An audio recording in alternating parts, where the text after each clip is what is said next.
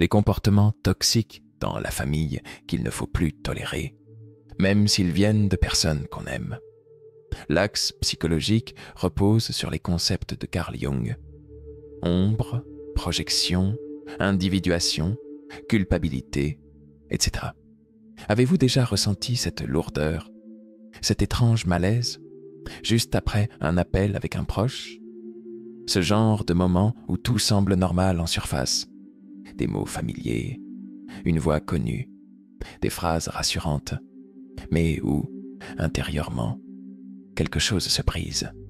Une tension sourde s'installe, sans cri, sans conflit visible, mais qui vous suit toute la journée.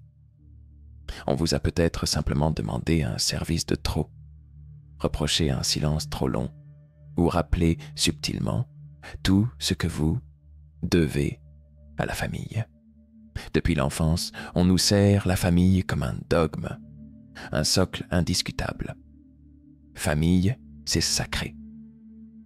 Tu n'as qu'une mère. Ton père a tout sacrifié pour toi. Et face à ces vérités gravées dans le marbre de l'éducation, nous avons appris à plier, à nous taire, à avaler, même quand ça fait mal. Ce qui devait être un lieu de paix devient parfois un champ miné. Un sourire devient un masque. Un « je t'aime » devient un piège. Et pourtant, on continue de croire que c'est ça l'amour. Qu'aimer, c'est supporter. Qu'être loyal, c'est s'oublier. Que pardonner, c'est se taire. On se dit que c'est normal, que tout le monde vit ça. Mais non, ce n'est pas normal. Il y a une différence entre l'amour et la dette. Une différence entre le respect et la soumission. Une différence entre le lien du sang et l'enchaînement invisible qui vous fait douter de votre propre valeur. La vérité, c'est que beaucoup d'entre nous confondent la fidélité avec l'effacement. Et ça commence tôt. Dès qu'on dit non, on devient l'enfant ingrat. Dès qu'on s'affirme, on devient le frère froid. Dès qu'on choisit une voie différente, on devient l'égoïste de la famille. Alors, petit à petit, on rétrécit. On lisse les aspérités de notre personnalité pour mieux entrer dans le moule familial. On apprend à porter le poids des autres sur nos épaules.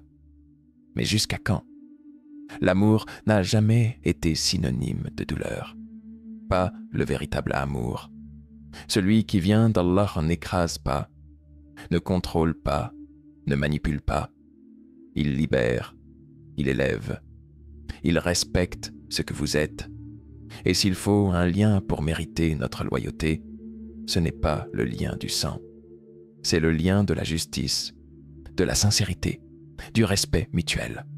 Sans cela, même la famille peut devenir l'origine d'une lente destruction intérieure. Il est temps de voir clair, de mettre des mots sur ce que nous avons appris à ignorer. Parce qu'avant de guérir, il faut d'abord oser reconnaître que l'endroit censé nous protéger est parfois celui qui nous étouffe. La manipulation émotionnelle est l'un des pièges relationnels les plus redoutables. Non pas parce qu'elle est brutale, mais parce qu'elle se dissimule dans les gestes tendres, dans les mots doux, dans ce qui semble être de l'attention. Elle prend souvent la forme d'un « je ne te demande pas grand-chose », suivi d'une attente lourde, d'un silence appuyé ou d'un regard blessé censé vous rappeler votre dette. C'est rarement frontal, ce n'est presque jamais violent, c'est beaucoup plus subtil, et c'est pour ça que c'est dangereux. Tu veux vraiment faire ça, après tout ce que j'ai fait pour toi? Si tu étais une bonne fille, tu comprendrais. Tu veux me voir souffrir, c'est ça? Ces phrases ne visent pas à discuter, elles visent à enfermer. Elles vous placent dans une position impossible. Soit vous obéissez, soit vous êtes le méchant. Le choix est truqué dès le départ. Et le plus troublant, c'est que cela vient souvent de personnes qui vous aiment sincèrement. Une mère, un père, un oncle, un frère, qui ont eux-mêmes souffert, qui n'ont jamais su exprimer leur mal-être autrement que par la culpabilisation. Mais cela ne rend pas la chose moins toxique, car l'amour, s'il devient une monnaie d'échange, cesse d'être de l'amour. Beaucoup d'adultes vivent encore dans la peur de décevoir leurs parents. Ils renoncent à leurs projets, étouffent leurs émotions, sacrifient leur liberté pour maintenir une paix familiale qui ne repose que sur leur soumission. Et à force de se taire, ils finissent par perdre leur voix. Ce n'est plus seulement leur liberté qu'ils abandonnent, c'est leur identité. On retrouve alors le même schéma. Des enfants devenus adultes qui jouent le rôle de thérapeutes familiaux. Ils conseillent, ils consolent, ils calment les conflits. Mais personne ne les écoute quand eux veulent parler. Ils deviennent des piliers, des soutiens, des amortisseurs de tension. Mais jamais simplement des filles, des êtres humains avec des besoins. Et ce rôle finit par coller à la peau. On commence à croire que c'est notre responsabilité d'absorber les douleurs des autres. On pense que dire non est un acte égoïste, que poser une limite, c'est trahir. Mais en réalité, c'est l'inverse. Se taire, c'est trahir son âme. Se soumettre, c'est renoncer à la mission que Dieu a placée en vous. Vivre en vérité. L'islam enseigne la bienveillance, l'écoute, le respect des parents. Mais jamais au prix de l'injustice. Jamais au prix de la destruction intérieure. Aucune obéissance n'est due lorsqu'elle mène à l'oppression. Et parfois, l'oppression prend la forme d'une demande douce, d'une larme sincère, d'une attente pesante. Mais cela reste une forme d'asservissement émotionnel. Le prophète a dit que la religion, c'est le conseil sincère, pas le chantage, pas la menace affective. Le conseil, oui, mais libre, sincère, détaché de tout besoin de contrôle. Il faut parfois du courage pour voir la manipulation là où l'on pensait trouver du soutien. Mais ce discernement est une libération. Il vous rend à vous-même. Et il rappelle une vérité essentielle. Vous ne devez pas mériter votre place dans votre famille. Vous la possédez déjà, par votre existence. Elle s'appelle Leïla. Elle a 38 ans, 2 enfants, un emploi stable, un mari aimant et un rêve qu'elle n'a jamais osé poursuivre. Ouvrir sa propre boutique de couture. Elle est douée, depuis toujours. Elle peut transformer un morceau de tissu en chef-d'œuvre. Mais chaque fois que l'idée refait surface, elle entend une voix, celle de sa mère. Ce n'est pas un vrai métier, ma fille. Tu ne vas pas tout quitter pour ça. Je dis ça pour ton bien, hein. Je ne veux pas que tu finisses par regretter. Tu crois que tu vas vraiment y arriver dans un monde comme celui-là? Rien d'agressif.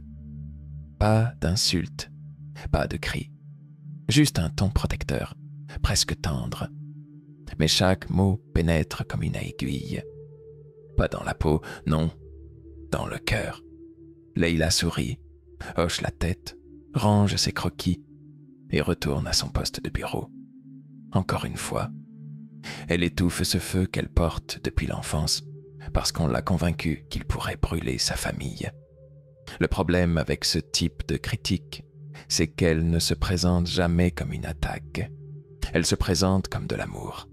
Elle se présente comme du souci. Et parce qu'elle vient de quelqu'un qu'on aime, on baisse les armes, on absorbe, on doute, et on finit par croire que c'est nous le problème. Le plus souvent, ce genre de discours vient de personnes qui n'ont jamais guéri. Des parents qui ont vu leurs propres rêves s'écraser contre la dureté du monde.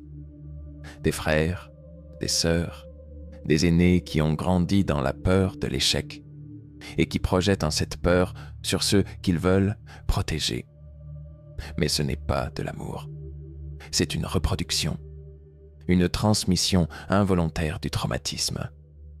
En islam, le nasiha, le bon conseil, est une valeur noble. Mais un conseil n'est bon que s'il est désintéressé, libre, bienveillant. Pas s'il vise à contrôler, à brider, à maintenir quelqu'un dans une cage que l'on n'a jamais osé ouvrir soi-même. Leila n'a jamais manqué de talent. Ce qui lui a manqué, c'est une phrase simple. « Vas-y, je crois en toi. » À la place, elle a eu des mises en garde, des sourires inquiets et des réalités balancées comme des chaînes. Ce ne sont pas toujours les coups qui brisent une personne. Ce sont les doutes semés par ceux qu'elle respecte le plus. Et avec le temps, ces voix extérieures deviennent intérieures. On n'a même plus besoin de nous dire qu'on va échouer. On se le répète nous-mêmes.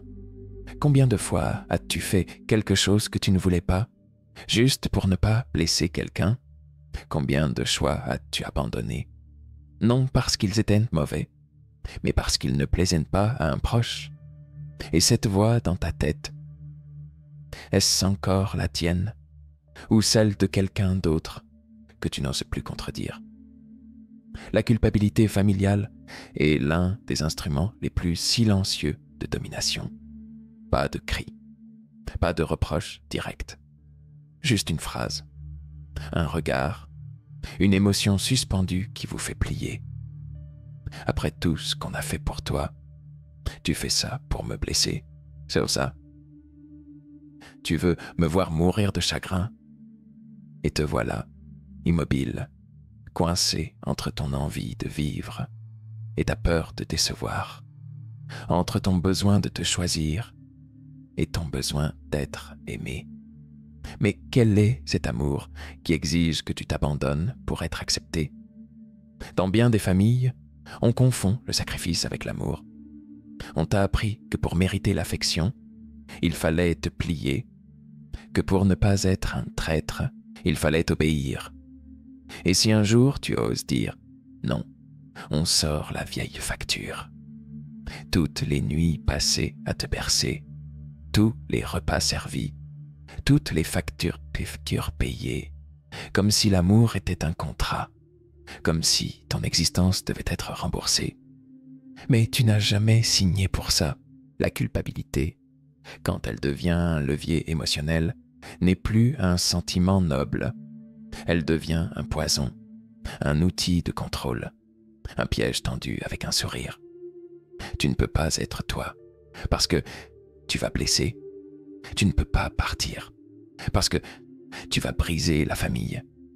Tu ne peux même pas rêver, parce que tes rêves sont perçus comme une trahison. Et le plus tragique, c'est que tu finis par croire que c'est toi le problème. Tu penses que tu es égoïste, que tu es ingrat, que tu devrais faire plus, donner plus, prouver plus.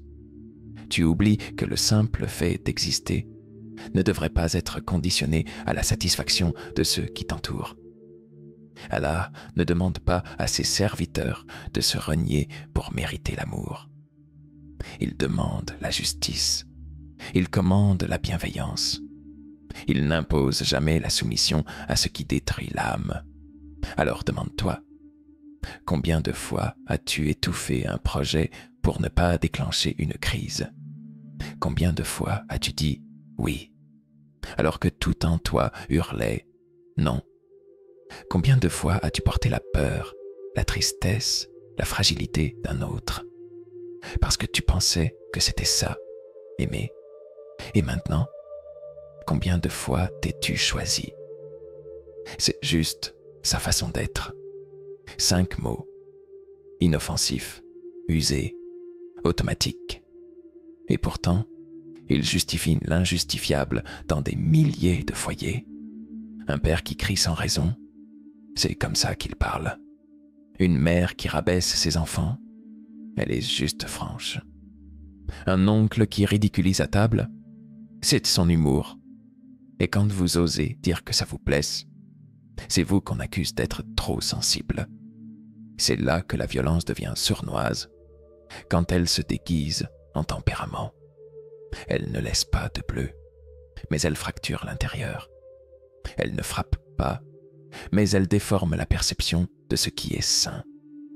Pire encore, elle se transmet. Les enfants qui grandissent dans ce climat apprennent une chose essentielle: se taire pour survivre. Ils intériorisent que la colère est normale, que l'humiliation est un langage, que l'amour peut venir avec des pointes d'acide. Et c'est là que s'installe le vrai problème: la reproduction. Car un adulte qui a été élevé dans ce brouillard affectif reproduit ce qu'il a connu, parfois malgré lui, parfois sans en avoir conscience. La violence émotionnelle prend plusieurs visages. Un silence glacial qui punit, des remarques blessantes lâchées en public, des rires moqueurs devant vos fragilités, un dédain chronique dissimulé derrière des gestes quotidiens. Et à force d'être exposé à cela, vous finissez par douter de votre propre douleur. Vous rationalisez, vous minimisez. Ce n'est pas si grave. Il est juste fatigué. Elle ne sait pas s'exprimer autrement. Mais en réalité, c'est un choc qui s'enracine, un traumatisme qui ne crie pas, mais qui s'installe en silence. La psychanalyse contemporaine, et bien avant elle, la sagesse divine, reconnaît que les mots peuvent marquer aussi fort qu'un coup. Le respect, dans l'islam, est un pilier de toute relation. Aucune proximité, ni familiale, ni conjugale, ni filiale, ne justifie l'humiliation, la moquerie ou la terreur silencieuse. Et pourtant, dans beaucoup de maisons, la peur est devenue une habitude. On surveille sa façon de parler, on anticipe les réactions de l'autre, on s'excuse d'exister trop fort, on apprend à devenir discret, prudent, invisible. Non pas pour préserver la paix, mais pour éviter l'explosion. Cette ambiance n'est pas neutre. Elle a un coût, elle use les nerfs, elle détruit l'estime, elle provoque des troubles anxieux, des maux physiques, une dissociation de soi-même, et elle se transmet. Un père blessé devient un grand-père autoritaire, une mère rabaissée devient une femme amère, une fille silencieuse devient une épouse docile, et ainsi de suite. Ce qui n'est pas guéri s'hérite. Tant que cette violence n'est pas nommée pour ce qu'elle est, elle continuera à être habillée de normalité. Et c'est cela le plus perfide. On finit par croire que c'est ça la vie.